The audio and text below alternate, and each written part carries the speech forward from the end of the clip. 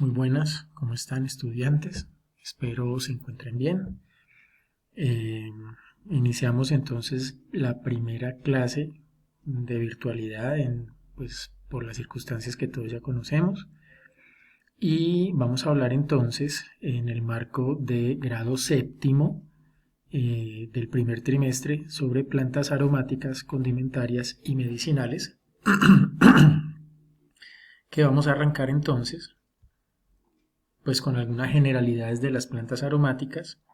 Que recuerden ustedes, muchachos y niñas, que cuando estamos hablando de plantas aromáticas, estamos de aromáticas medicinales y condimentarias, estamos hablando que son plantas que de alguna u otra manera tienen una sustancia química o principios activos, que en el caso de las plantas eh, medicinales, pues ejercen una acción farmacológica beneficiosa o perjudicial sobre el organismo mismo.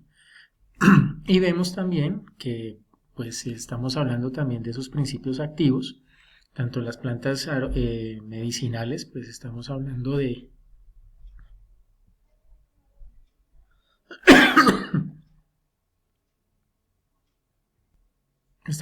entonces que nos dan sustancias que son aprovechadas en la industria de la medicina para sacar esos principios y hacer medicamentos. Y cuando estamos hablando de plantas aromáticas, hacemos referencia principalmente a las resinas que éstas tienen y que tienen como finalidad, perdón la redundancia, el poder generar aromas agradables en un ambiente.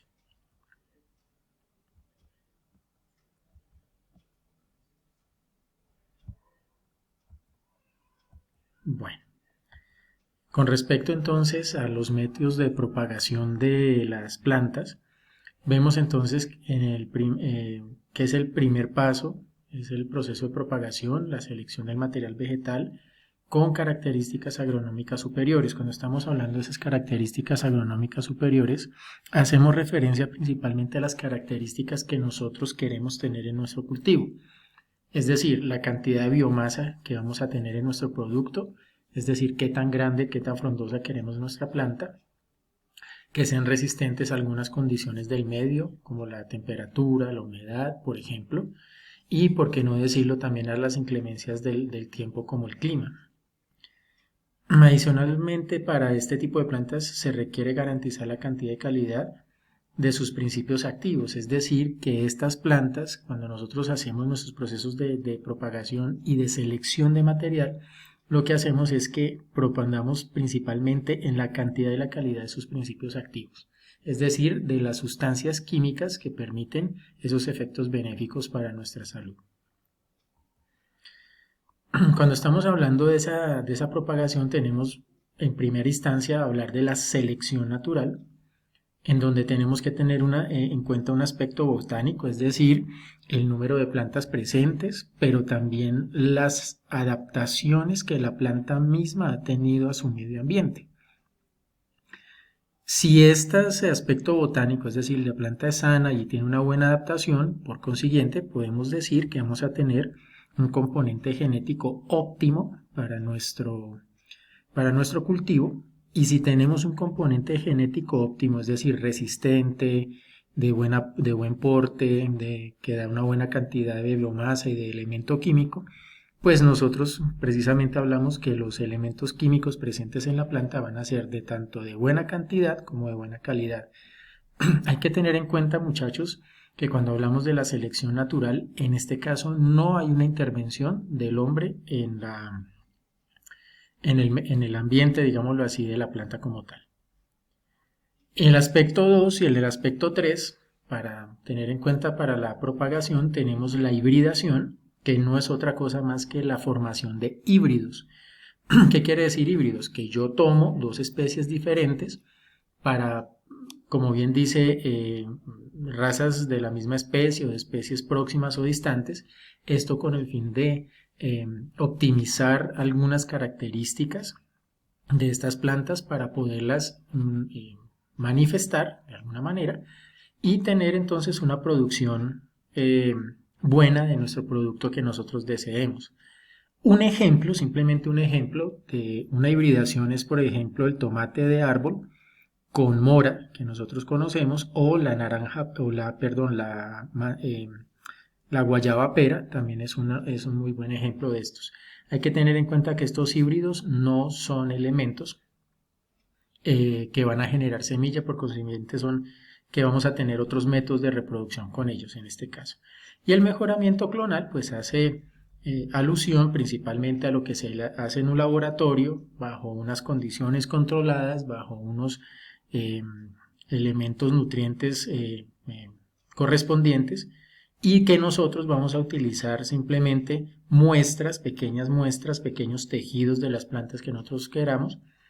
Como les digo, los llevamos a un laboratorio, los ponemos en condiciones óptimas en un medio simulado, y esto lo que vamos a hacer es literalmente hacer clonaciones o copias de una planta madre principal.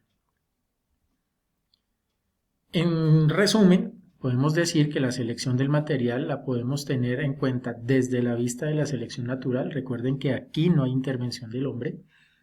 De la hibridación, de la formación de híbridos, es decir, cruzar dos especies diferentes o dos especies cercanas, y el mejoramiento clonal que ya hacemos en un laboratorio.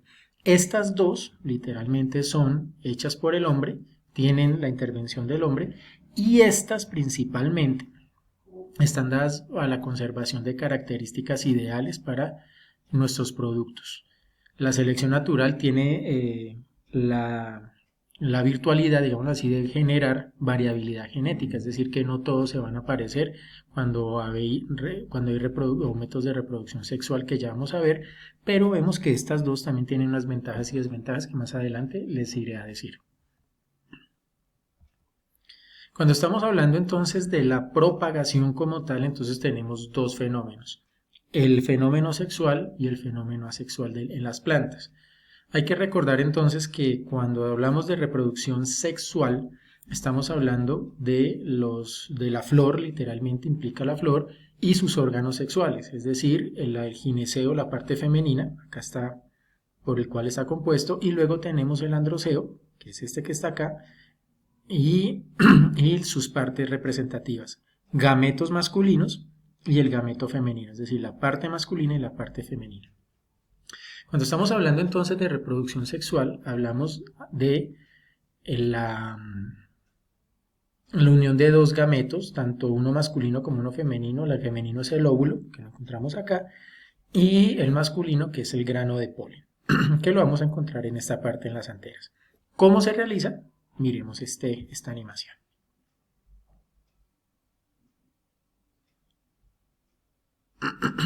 Vemos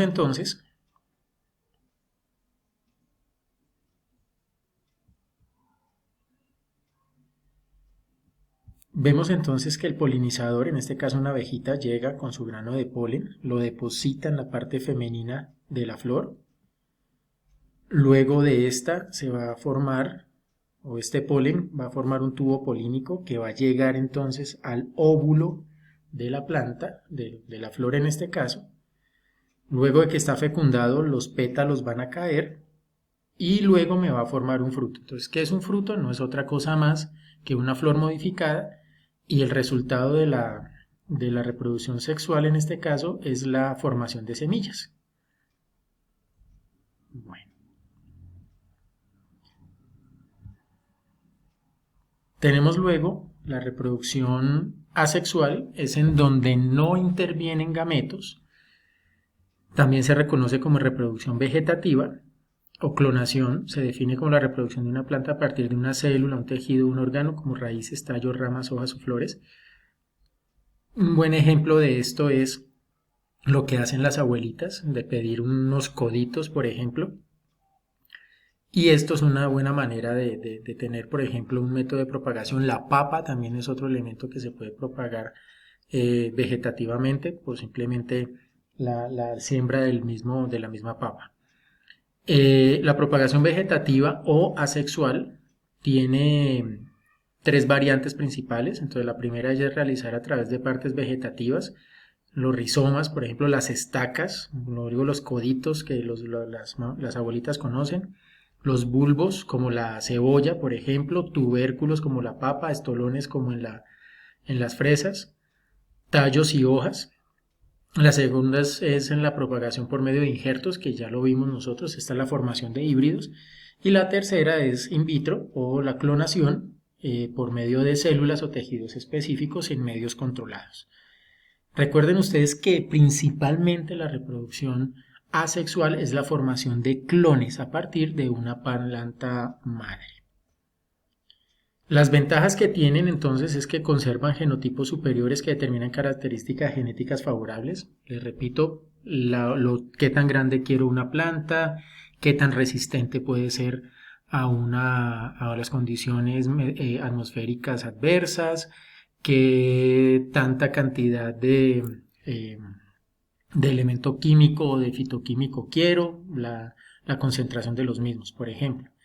Es más eficiente cuando la reproducción sexual no es el método más viable o favorable o eficaz, es decir, cuando no hay alternativa de semillas, esta es una muy buena alternativa para poder sembrar y se propaga también en semillas presentadas cuando se presentan problemas de germinación en las semillas.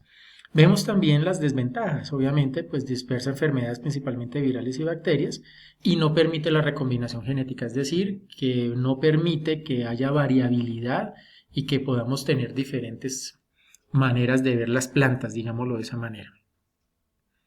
En cuestión del manejo del cultivo tenemos que tener en cuenta estos tres aspectos principalmente: es el análisis de suelo, es decir, qué tan bueno está el suelo en cuestión de pH, en cuestión de nutrientes, macro y micronutrientes, aplicación de fertilizantes. Recuerden ustedes que estamos en el marco de la producción limpia, por consiguiente es muy importante tener fertilizantes de tipo orgánico, como por ejemplo el humus de lombriz, tanto líquido como sólido, aplicaciones de cal, bueno, etcétera. Y el análisis de agua, pues también para determinar qué pH o qué elementos disueltos favorables o desfavorables tiene esa agua para nuestro cultivo. Y les dejo entonces, muchachos, ya finalizando, este enlace en donde vamos a ver un video. Pueden hacer clic en el video para que ustedes puedan verlo e ilustrarse un poco de lo que aquí hemos hablado. Esta es una guía muy interesante que me parece muy sencilla en cuestión de plantas aromáticas y sus enfermedades. Y les dejo también el PDF de la guía. La actividad que me deben presentar, muchachos, es con respecto a la guía que les pongo acá, que igual se los voy a enviar por el grupo de WhatsApp. Me tienen que entregar o ir pasando la actividad 1 a la actividad 5. Todo está relacionado con la lectura y el componente teórico que tiene nuestra guía, y la evaluación de esta se las estaré pasando también por el grupo en formato Forms de Google Forms, para que ustedes la puedan responder, la puedan marcar y puedan responder también con respecto a lo que ustedes están aquí desarrollando. ¿Cómo me van a entregar la actividad? La actividad me la van a entregar por pantallazos. Pueden enviarme ustedes las fotografías, debidamente marcada la actividad, y yo voy colocando entonces las notas al respecto. Les agradezco, muchachos, su atención y espero se encuentren muy bien.